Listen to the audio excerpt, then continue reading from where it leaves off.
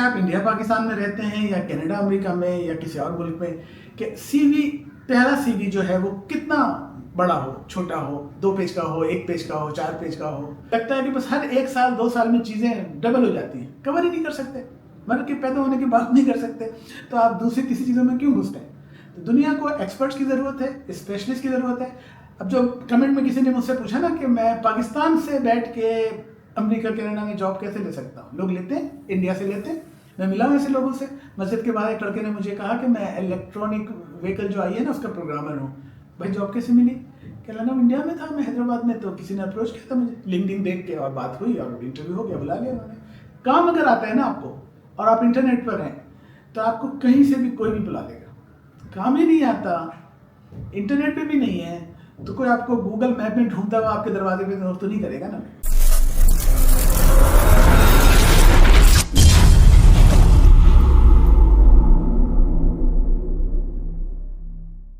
मेरा नाम है सुहेल बल्खी और मैं इस चैनल पर आज आपसे बातें करने जा रहा हूं कि जब आप कोई स्किल सीख लेते हैं तो उसको आगे सेल कैसे करेंगे, यानी उसके ज़रिए आप कोई प्रोजेक्ट या कोई नौकरी कैसे लेंगे।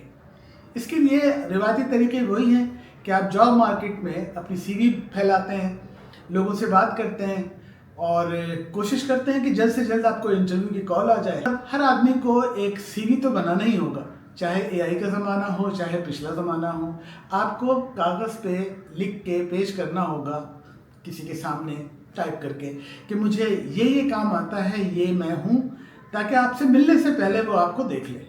ठीक है कि ज़माना बदल गया और लोग लिंक्डइन की प्रोफाइल देख के समझ जाते हैं, लेकिन अभी भी जो तकाज़े हैं इदारों के, एचआर के, उसमें कि फ़र्द को जॉब के लिए अप्लाई करना होगा, बताना होगा कि मैं इंटरेस्टेड हूँ इस पोजीशन के लिए, और जो मुतालिका अफसरान हैं वो उसको देख के शॉर्टलिस्ट करेंगे और फिर रिलेटेड मैनेजर्स की टेबल पर वो फॉरवर्ड करेंगे या ईमेल पे भेजेंगे उन्हें। तो सबसे पहले बात ये होती है, चाहे आप इंडिया पाकिस्तान में रहते हैं या कनाडा अमेरिका में या किसी और मुल्क में, कि सीवी, पहला सीवी जो है वो कितना बड़ा हो, छोटा हो, 2 पेज का हो, 1 पेज का हो, 4 पेज का हो। सच्ची बात तो ये है कि ऐसा कोई भी उसूल नहीं है कि नया पहला हो तो इतने पेज का, दूसरा हो तो इतने पेज का। बात सिर्फ इतनी है कि जो कुछ आपको आता है, जो आपके तजुर्बात हैं, आप उस पर लिखिए। अगर आपके तजुर्बात ही कम है और वो एक सफ़े पे सिमट जाते हैं तो एक ही पेज का होगा। लेकिन आपने बहुत मेहनत की है, जगह जगह अप्रेंटिसशिप की है, आपने छोटा मोटा घर पे भी काम किया है, या आपने जो चीज़ें बनाई हैं वो आप पेश कर सकते हैं, तो वो कागज़ भरता चला जाएगा, बढ़ता चला जाएगा। ऐसे लोग भी हैं जिनका पहला सीवी 2-3 पेज का है, और ऐसे लोग हैं जो कई सालों के बाद भी वो 1 पेज से ज़्यादा कुछ ऐड नहीं कर पाते। तो सीवी का ये सवाल तो ख़त्म हुआ कि कितना बड़ा या छोटा हो। मैं समझता हूँ कम से कम 2 पेज का तो होना चाहिए। इतना काम तो बंदे को हो ही, जब वो जॉब मार्केट के लिए जाता है तो उसके पास इतनी चीज़ें तो होनी चाहिए कि वो 2 सफ़ात में आए। आगे बढ़ते हैं कि सीवी को कौन देखता है और हमारी जो मुखातिबीन हैं, जो ऑडियंस है, जो लोग सीवी देखते हैं, वो कौन लोग हैं और वो क्या चाहते हैं उसमें। आमतौर पर दुनिया में जॉब एक मिडिल मैन के ज़रिए, मिडिल कंपनी के ज़रिए ही प्लेस होती है। बड़ी कंपनीज के लिए बहुत मुश्किल होता है, चाहे उनका एचआर का डिपार्टमेंट कितना ही बड़ा क्यों ना हो, कि वो अपने डे टू डे के एचआर के मामलात भी देखें और दुनिया से बंदे ढूंढ के उनको शॉर्ट लिस्ट करें, फिल्टर करें, स्कैन करें, तो उनके लिए मुश्किलात हैं। तो वो फिर कंसल्टिंग कंपनी या हेड हंटर्स या एम्प्लॉयमेंट एजेंसीज, जो भी आप नाम दें, उनसे राब्ते में रहती हैं। उनके बड़ी कंपनियों की वेंडर लिस्ट होती है जिसमें बहुत सारी कंपनियां जो प्लेसमेंट कराती हैं वो लिस्टेड होती हैं, और वो उनको आए दिन जो भी जॉब होती है वो बोर्ड पे पोस्ट कर देते हैं। 15-20 लोग अगर उनको बंदे फराहम करते हैं तो 15-20 लोगों को ईमेल चली जाती है कि हमें इस शोबे में ऐसा आदमी चाहिए। तो ये तो आपको समझना ज़रूरी है कि किस तरह का स्ट्रक्चर होता है। अब आप जहाँ पर खड़े हैं, आपने जॉब जहाँ भी आपने पोस्ट देखी, वेबसाइट पे, इंटरनेट पे, किसी जॉब प्लेसमेंट की वेबसाइट पे, अखबार में या किसी के रेफरेंस से आप वहाँ भेजेंगे। अब आप इससे बिल्कुल पीछे हट जाइए कि वो आगे किसको और कैसे हो। उस वक्त जो आपके सामने है वही फ़र्द है, वही हेड हंटर आपका मुखातिब है। तो हेड हंटर को आप सीवी भेजेंगे। आमतौर पे लोग ये गलती करते हैं कि सीवी बनानी बड़ी मेहनत से और धक्का लगा के, तो वो अटैच करके भेज देते हैं कि प्लीज़ फाइंड अटैचमेंट। ये तरीका ठीक नहीं है। जो कहते हैं ना कि कवर लेटर, भाई आप कोई चीज़ लिफाफे में रख के भेजते हैं ना, कवर करके, और जो आप तोहफे देते हैं तो कवर करके देते हैं, तो हमेशा कवर लेटर बहुत ज़्यादा रिक्वायर्ड है। कवर लेटर सब लोग पढ़ेंगे, चाहे सीवी वो ना खोलें, तो कवर लेटर में तवज्जो होनी चाहिए, और वो भी कॉपी पेस्ट नहीं होना चाहिए। आप बताइए कि मैंने ये जॉब आपकी फलां जगह देखी थी और इस पोजीशन के लिए मैं अपने आप को फिट समझता हूँ, चूँकि मेरा ये रिलेटेड ये स्किल्स या ये तजुर्बात हैं। और अगर आप इसको देख लेंगे तो बड़ी मेहरबानी होगी, और मुझसे आप बात कर सकते हैं, मैं अवेलेबल हूँ इस नंबर पे। ये सब आप लिखेंगे बिल्कुल ह्यूमन स्टाइल में को, ठीक है। ये आप ज़रूर करेंगे, हर हाल में करेंगे। सीवी से भी ज़्यादा अहम ये है, ये बिल्कुल मुमकिन है कि आप सीवी अटैच करना भूल जाएं और बाद में वो कहें कि भाई वो अटैचमेंट तो देखी नहीं, क्योंकि वो आपके कवर लेटर से मुतासिर हो, उसने उसको पढ़ा तो आपसे बात की। खाली अटैचमेंट को बिल्कुल टाइम का ज़ाया है, आपके लिए भी उनके लिए भी। कवर लेटर के बाद सीवी में क्या होना चाहिए? भाई सीवी हर जॉब के लिए एक सीवी नहीं होनी चाहिए। जितनी मेहनत आपने स्किल सीखने पे लगाई है, तो आप सीवी भेजने पे भी थोड़ा वक्त दिया करें। सिर्फ बल ऐसे ही आप स्पैम करके भेज देंगे हर जगह 500 लोगों को, 800 लोगों को। वो लोग जॉब पोस्ट करते हैं तो वो कहते हैं कि अब हम जॉब भी कम ही पोस्ट करते हैं, कि बस भेजते हैं और दुनिया भर से, इंडिया, पाकिस्तान से, हर जगह से हज़ारों सीवी आ जाती है। तो हम तो हेड हंटर के जरिए लेते हैं, और हेड हंटर भी कहते हैं कि हम इस तरह नहीं, हम ढूंढ ढांड के बस लिंक्डइन से निकाल लेते हैं। ये बहुत ज़्यादा लोग भेजते हैं ईमेल पे, अगर सोचे समझे। तो आप अगर ईमेल पे किसी ने मांगी है और आपने ईमेल पे भेजना है, तो आप सीवी कवर लेटर के साथ भेजेंगे। सीवी कितना बड़ा होना चाहिए मैंने बता दिया आपको, कि ये आपकी काबिलियत, आपके तजुर्बा जैसे जैसे वक्त के साथ बढ़ेंगे। शुरू में मेरा 2 पेज का था तो वो 4 पेज का हो गया, और वक्त के साथ साथ जब मैंने नई चीज़ें सीखी तो वो 5 पेज का भी हो गया, 6 पेज का भी हो सकता है। तो आते हैं इस वक्त के सीवी में क्या होना चाहिए, और हेड हंटर या जो मिडिल कंपनी है वो क्या देखती है। उसके पास रिक्वायरमेंट आती है कि मुझे फलां शोबे का एक्सपर्ट चाहिए, तो वो अब पहले तो प्रिंट करके देखते थे या ईमेल खोल के, अब तो सॉफ्टवेयर की मदद से देखते हैं कि जो मेरी डेटाबेस पे सीवी है इसमें तलाश करें ऐसे लोग जो इससे मिलते हैं, और निकाल के देखते हैं। अगर उसने देख लिया आपका सीवी, और सीवी अगर वो जॉब है किसी विंडोज़ के एक्सपर्ट की या किसी ख़ास प्रोग्रामिंग लैंग्वेज के एक्सपर्ट की, और आपके सीवी में उसका भी जिक्र था लेकिन बाकी बहुत सारी चीज़ों का था, तो वो थोड़ा देर कंफ्यूज रहेगा कि ये इसी के लिए भेजूँ, ये मेरा चांस वेस्ट ना हो जाए कहीं, या मैं कोई ऐसा सीवी देखूं जो बस इसी का हो। तो आप समझ गए कि हर सीवी को उस जॉब के लिहाज से बनाना बहुत अच्छी इन्वेस्टमेंट है आपकी टाइम की। तो अगर सी प्रोग्रामर या ओरेकल डेवलपर की जॉब है या यूनिक्स एडमिनिस्ट्रेटर की जॉब है, तो आप उसके लिहाज से सीवी को रीराइट करें और उन चीज़ों को ज़्यादा डालें जो जॉब में है, ताकि उसको लगे कि बिल्कुल यही तो हम ढूंढ रहे थे। मैंने ये चीज़ कब सीखी? हुआ यूँ कि एक दिन जब मैं जॉब सर्च कर रहा था, सब कुछ जैसे कि मैंने गुज़िश्ता वीडियो में बता दिया है कि ये भी सीखा, वो भी सीखा, ये परेशानी रही, और ये इसके बाद पता चला कि ये भी सीखना है। सारा सफ़र जब तय कर लिया और जब मार्केट में सीवी फैला रहा था, तो मुझे एक हेड हंटर ने टोरंटो में कहा कि देखो तुम्हारा सीवी अच्छा है लेकिन थोड़ा मसला है, ज़रा बात करनी होगी, तुम आ जाओ, बैठ के बात कर लेते हैं, फ़ोन पे नहीं हो सकती। उससे जब मुलाकात हुई तो उसने कहा कि देखो मैं तुम्हें प्लेस करना चाहता हूँ, मेरे पास बहुत जॉब्स हैं और तुम मुझे फिट लगते हो, अवेलेबल भी हो, लेकिन तुम क्या हो? तुमने लिखा है कि तुम ओरेकल के भी डेटाबेस एडमिनिस्ट्रेटर हो, तुम ये भी बता रहे हो कि यूनिक्स के भी एडमिन हो, लाइनेक्स भी अच्छी आती है, यूनिक्स भी तुम्हें कई तरह की आती है, फिर तुम विंडोज़ के भी एक्सपर्ट हो, तुमने डेवलपमेंट भी किया है ओरेकल में, तो ये खिचड़ी टाइप की सीवी मैं इसको कैसे सेल कर सकता हूँ? तो मैंने कहा ये सब सच है और ये सभी आता है मुझे। तो उसने कहा लेकिन मैं किसको बेचूंगा? अबे मेरे पास तो रिक्वायरमेंट ऐसी आती है, जिसने आलू मांगा तो आलू भेज दिया, प्याज मांगा तो प्याज भेज दिया, इसमें तो सब है, पूरी सारी सब्जियां हैं। तो मुझे तो सारी सब्जियां मिक्स भेजूंगा तो बड़ी मुश्किल से वो रखेगा, पैसे भी कम मिलेंगे तुम्हें और बहुत मुश्किल होगी। लेकिन अगर मैं तुम्हें ऐसे पेश करूंगा कि तुम किसी खास चीज़ के एक्सपर्ट हो, खाली वही ज़्यादा किया तुमने, तो जल्दी प्लेसमेंट हो जाएगी। तो इसमें से तुम बस कोई एक चीज़ तुम तय कर लो, फिर मेरा काम है कि मैं देखूंगा कि जो जहाँ से रिक्वायरमेंट आती है वहाँ मैं प्लेस कर दूंगा उससे उसके मुतालिक। मैंने कहा नहीं मैं नहीं हटा सकता, मैं ओरेकल का भी एक्सपर्ट हूँ, मैं यूनिक्स का भी एक्सपर्ट हूँ, मैं विंडोज़ सर्वर का भी एक्सपर्ट हूँ, प्रोग्रामिंग भी आती है। उसने फिर कोशिश की उसने कहा कि मैंने तुम्हें अच्छी तरह समझाने की कोशिश की, मैं दोबारा बता रहा हूँ कि देखो इस तरह लोगों को स्पेशलिस्ट चाहिए, किसी एक ख़ास चीज़ का गुरु चाहिए, एक्सपर्ट चाहिए। ज़माना बदल गया है और ये बात कब हो रही है? सन 2000 के आसपास की, 2001 2002 में किस तरह होता था उसकी बात हो रही है। तो उसने मुझे कहा कि आप इस बात को समझें और आप दोबारा तशरीफ़ लाइए इसको ठीक करके। तो मैं आ गया और मैंने हामी नहीं भरी, और घर आके मैं अकेले में सोचता रहा कि ये क्या कह रहा है, मैंने जो चीज़ सीखी है मैं उसको क्यों कम करूं। लेकिन उसने कहा था कि आप तसल्ली से घर जाके सोचें, जिस चीज़ में बहुत अच्छे हैं वो बस उस चीज़ को उस लिहाज से बना दें। तो फिर मैंने कहा कि ठीक है, अगर वो कह रहा है तो वो एक्सपर्ट है, वो इंडस्ट्री में है, और उसका और मेरा ये कॉमन गोल है कि मैं कहीं प्लेस हो जाऊँ। उसको भी 1 महीने की सैलरी मिलेगी मेरी, और वो बाद में भी मुझे प्लेस करवाता रहेगा। तो वो कह रहा है तो ठीक ही कह रहा होगा, उसकी मेरे से क्या दुश्मनी है। और फिर मैंने अपनी सीवी को देखा, मैंने पहले बनाया एक Oracle database admin Syed Ahmad V1.0 यानी वर्जन, अपने पास उसका नाम रखा कि मैं इसको याद रखूंगा कि किन तारीखों में मैं सीवी का कौन सा वर्जन फैला रहा था। उसमें मैंने सिर्फ वही चीज़ें डाली कि मैं ओरेकल डेटाबेस एडमिनिस्ट्रेटर हूँ, और तमाम जो तजुर्बात मैंने लिखे थे, मैंने अपनी भी एक कंपनी ऐसी बना ली थी घर पे छोटी सी, और मैं बताता था कि मैं वहाँ भी काम कर रहा हूँ। फिर मैंने एक वेबसाइट भी बनाई हुई थी जिसमें ओरेकल की टिप्स और ओरेकल की ट्यूटोरियल वगैरह मैंने उस ज़माने में लगाई हुई थी ताकि प्रेजेंटेशन अच्छी हो। खैर ये अलग बात है। तो मैंने उस सीवी को स्पेशली बनाया ओरेकल डेटाबेस एडमिन की जॉब के लिए, और उसको अपने फोल्डर में रखा, और उसको मैंने भेजा कि तुम मुझे ओरेकल डीबीए के तौर पे प्लेस कर देना।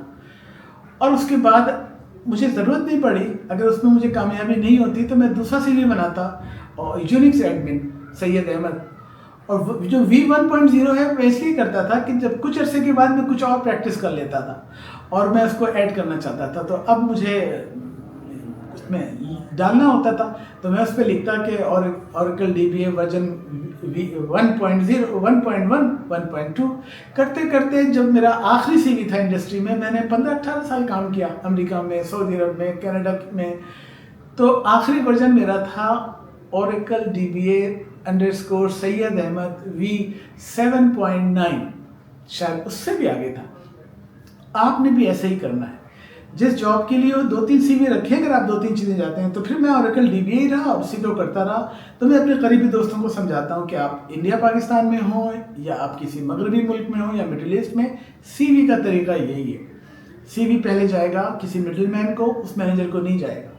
तो अगर उस हेड हंटर के पास ये रिक्वायरमेंट आई है कि मुझे ओरेकल डीबीए चाहिए, तो उसने उठा के दे दिया, और वो ओरेकल डीबीए का जो मैनेजर है उसने देख लिया उसको, और इसने यूनिक्स वाले की रिक्वायरमेंट आई तो उसने इसी तरह के दूसरे लोगों को कहा होगा कि यूनिक्स का अलग बनाओ। तो हर आदमी को आप कुछ कोई एक चीज़ के एक्सपर्ट हो सकते हैं ना। नॉलेज इतनी ज़्यादा है कि आप हर चीज़ नहीं जानते, जान ही नहीं सकते।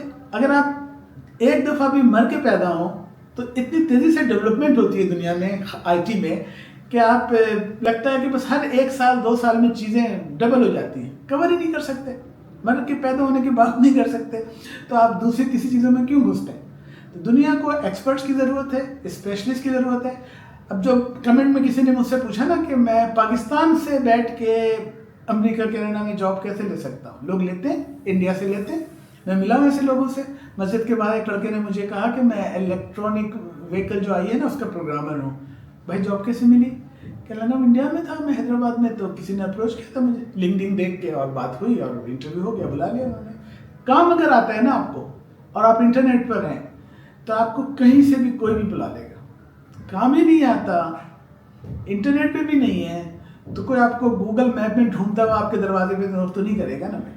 तो मैं ये बात ज़्यादा तफसील से नहीं करना चाह रहा था, लेकिन ये बहुत ज़रूरी है कि बच्चों को ये समझ में आए कि कहीं भी हो सीवी तो होना चाहिए। कनाडा में जब मैंने बिल्कुल स्पेसिफिक एक उस हेड हंटर की वजह से मेरी ज़िंदगी में बहुत अच्छी तब्दीली आई। मैं दूसरी चीज़ों को फिर पढ़ते ही नहीं था। यूनिक्स थोड़ी बहुत और ऑपरेटिंग सिस्टम आना ही ज़रूरी था, क्योंकि ओरेकल तो उसी पे चलेगा ना। तो उसकी जो और बेसिक हमारे लेवल पे हम उसकी एडमिनिस्ट्रेशन, तो सारा वक्त मैंने एक ही चीज़ पे लगाया और उसी को मैंने सीवी पे रखा। मेरा सीवी बढ़ते बढ़ते 4-5 पेज का हो गया। और दूसरी गलती लोग करते हैं कि बस स्किल्स के नाम लिख देते हैं और ये माजी का टेंस इस्तेमाल नहीं करते। आप लिखें परफॉर्म्ड, इम्प्लीमेंटेड, है ना, ये सब किया आपने, तो वो लगेगा कि किया। और शुरू अगर आप एक्सपीरियंस है तो आप शुरू ही बस ऑब्जेक्टिव के बाद समरी लिखें या ना लिखें, लिखें तो अच्छा है। और वर्क एक्सपीरियंस, फला कंपनी, ये उसकी वेबसाइट है, फला सन से लेके फला सन तक, और रिस्पॉन्सिबिलिटी और क्या क्या अचीवमेंट, जब ये किया बुलेट लगाते हुए। एक कंपनी में 10-12 काम, फिर उसी को दूसरी कंपनी, ये वेबसाइट है उसकी, ये नाम है, इस पोजीशन पे काम किया फला सन से फला सन तक, और ये काम किया, 15-16 काम वहाँ किया। हर जगह आप 2-4 साल लगाते हैं तो 10-12 काम तो ऐसे होंगे ना जो आप ही नहीं किए होंगे। क्यों नहीं लिखेंगे? तो सीवी क्यों नहीं बड़ी होगी? सीवी को बड़ा करने का एक तरीका होता है। तो आदमी देखेगा कि भाई इसने किया है, ये सचमुच की कंपनी है, इंटरनेट पर है, इस पोजीशन पर थी, क्यों झूठ लिखेगा? झूठ का कोई तस्वुर नहीं है वेस्ट में, यहाँ भी नहीं होना चाहिए। दूसरी बात कि वहाँ पे सिर्फ सीवी ही मांगी जाती है, और वो इलेक्ट्रॉनिक, और वही डेटाबेस में चली जाती है, और सब कुछ वही होता है। बहुत ज़्यादा फोटोस्टेट, डिग्री, किसी ने भी डिग्री मेरी आज तक ना पूछे, पर आखिर में लिखा कि उनको डिग्री उस ज़माने में भी मतलब नहीं थी, आज भी मत, अब तो ऑफिशियली कह देते हैं कि इतना डिग्री की ज़रूरत नहीं है। सिर्फ एक इदारा था, ओरेकल कॉर्पोरेशन यूएस से। वहाँ जब मेरी फुल टाइम जॉब लगी तो उन्होंने कहा कि आपकी डिग्री रिक्वायरमेंट है एचआर की, और वो कराची यूनिवर्सिटी से जाके चेक होगी, और उसको चेक होके जाने में 1-1.5 महीने लग गए। 1.5 महीने उन्होंने भी वेट किया और हमने भी वेट किया। आमतौर पर प्राइवेट कंपनियों में कुछ भी नहीं होता। आप गए, मैनेजर का बजट होता है, उसने हायर करना है, उसको प्रोजेक्ट डिलीवर करना है, उसने हेडहंटर से बात की, उसने शॉर्टलिस्ट करके उसका काम आसान कर दिया। 3 लोगों के इंटरव्यू करवाता है वो, अगर मैंने मना कर दिया तो सेकंड को ऑफर करेंगे थे, और वो भी 2-3 लोगों से इंटरव्यू करते हैं। ज़्यादातर अमेरिका में फ़ोन पे हो जाता है, बुला भी लेते हैं। कनाडा में 2-3 दफ़ा बुलाते हैं, हेडहंटर भी बुलाता है, वो भी बुलाते हैं, फिर बड़े मैनेजर भी बुलाते हैं। तो आज की इस गुफ्तगू में मैंने 2-3 बातों को ही कवर करने की कोशिश की, वरना बात से बात बड़ी हो जाएगी। लेकिन मैं चाहता हूँ कि जो बच्चा या बच्ची ये देख ले, वो आज इस बात पे क्लियर हो जाए कि मैं कनाडा में बैठा हूँ, मैं अमेरिका में बैठा हूँ, ये मैं पाकिस्तान। दुनिया एक ग्लोबल विलेज है। अगर आपके पास राइट स्किल्स है, अगर आप इंटरनेट पर हैं, इंटरनेट का मतलब है कि आप जो जॉब प्लेसमेंट की वेबसाइट है जहाँ से लोग उठाते हैं, और सबसे बड़ी साइट तो लिंक्डइन है। जैसा कि मैंने कहा था कि आखिर में इस बात को भी कवर करूँगा कि आज के ज़माने में एआई है, एचआर का रोल कम होता जाएगा, और सब कुछ सीवी जो है वो डेटाबेस में, वो जो एआई का जो सॉफ्टवेयर होगा वो स्कैन करके खुद ही ले आएगा सामने की ये है। और लिंक्डइन बहुत पावरफुल हो जाएगा। लिंक्डइन पे आपको रहना है, उस पर कभी तफसील से आपको अलग वीडियो देखिए, और मुझे वक्त मिला तो मैं कोई आपके सामने बात रखूँगा कि लिंक्डइन कितना अहम है। लेकिन आज के दौर में हेडहंटर अभी भी हैं, रहेंगे। और एक बात जो मिस कर रहा हूँ मैं, अभी याद आ गई, कि आपको नेटवर्क को बढ़ाते रहना है, जैसे स्किल्स बढ़ाना है, और अपने फील्ड के लोगों से। अगर आप किसी ख़ास चीज़ के एक्सपर्ट हैं, आप ई कॉमर्स डेवलपर हैं, वेब डिज़ाइनर हैं, या कुछ आप अकाउंटेंट हैं, तो अपने प्रोफेशनल ग्रुप में रहें ना, उनसे दोस्ती करें, उनका हल्का बनाएं, उनके व्हाट्सएप ग्रुप हों, उनके फेसबुक ग्रुप पे रहें। आप उससे हट के पॉलिटिक्स में होंगे, उससे हट के किसी और चीज़ में लगे होंगे, तो आप तो अपना वक्त बर्बाद कर रहे हैं। तो आपका नेटवर्क वही लोग बताएंगे कि यार हाँ, वो फला की कंपनी में 2 लोगों की ज़रूरत है, और आप भी किसी काबिल होंगे तो आप भी उस ग्रुप में जाके कहेंगे कि मुझे भी एक बंदे की ज़रूरत है। तो अपने सर्किल में रहें। प्रोफेशनल नेटवर्क भी चाहिए और सोशल नेटवर्क भी चाहिए। सोशल नेटवर्क की ज़्यादा अहमियत है, क्योंकि आप दुनिया में सिर्फ काम के लिए पैदा नहीं हुए, सिर्फ पैसे बनाने को पैदा नहीं हुए। आपको लोगों की ज़रूरत है, और लोगों को आपकी ज़रूरत है।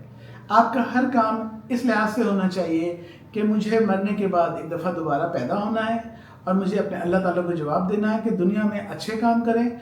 आपकी ज़ात से लोगों को फ़ायदा होना चाहिए, आपकी ज़ात लोगों के लिए नाफे हो, और आप दुनिया में अच्छा चेंज लाने में कोई किरदार अदा करें। तो सोशल नेटवर्क में अच्छे लोग आपको मिलेंगे, आप उनसे अच्छी बातें सीखेंगे, और वो आपके कारोबार में, आपके जॉब में भी हेल्प कर देंगे। लेकिन नीयत आपकी सोशल नेटवर्क बनाते हुए ये नहीं होती। ये होती है कि ये लोग जो माशरे में अच्छा काम कर रहे हैं, मैं इनसे जाके जुड़ूँ, चाहे मैं कहीं रहूँ, इंडिया में, पाकिस्तान में, कनाडा में, यूके में। अगर आप अच्छे लोगों के साथ उठते बैठते हैं तो आप अच्छे इंसान की तरह ज़िंदगी गुजारेंगे, और जब आप इस दुनिया से जाएंगे, जब आप बूढ़े हो जाएंगे, तो आपको लगेगा कि मैंने काम भी किया, मैंने बिजनेस भी किया, लेकिन मैंने हमेशा अच्छे लोगों के साथ वक्त गुजारा। मेरे दुनिया भर में बहुत सारे अच्छे दोस्त इसी वजह से बने हैं कि मैंने ये पढ़ लिया था कि दोस्त ज़रूरी हैं, अच्छे दोस्त बनाने चाहिए, उनसे हाय हेलो होना चाहिए।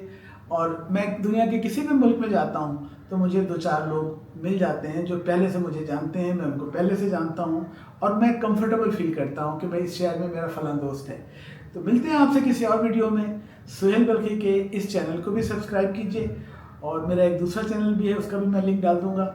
इसमें हम कनाडा से मुताल्लिक़ बातें करते हैं और उसमें दूसरे टॉपिक पर। तो मुलाकात होती है फिर किसी और वीडियो में। अगर आप मेरे वीडियो से जुड़े रहना चाहते हैं तो उसका तरीका आपको मालूम है कि आपको इसको सब्सक्राइब करना होगा, इसको लाइक दबाना होगा और अपने दोस्तों से इसको शेयर करना होगा, ताकि मैं भी दिलचस्पी से आपसे बातें जारी करूं, कनाडा की बातें भी और दीगर उन्वानात पे। मिलते हैं किसी और वीडियो में। शुक्रिया।